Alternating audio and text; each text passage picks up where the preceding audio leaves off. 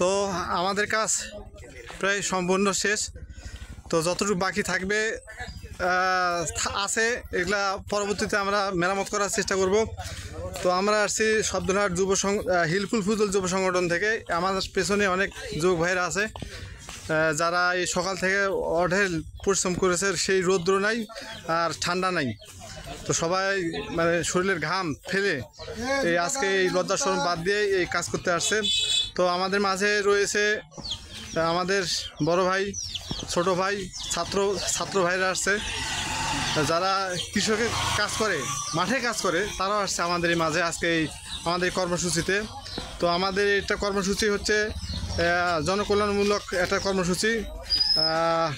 রাস্তাঘাট শুধু নয়, ভালো যেসব কাজ আছে, তো যদি আপনাদের নজরে যদি কোনো খারাপ রাস্তা যদি থাকে তাহলে আমাদেরকে জানাবেন, কমেন্ট করে জানাবেন।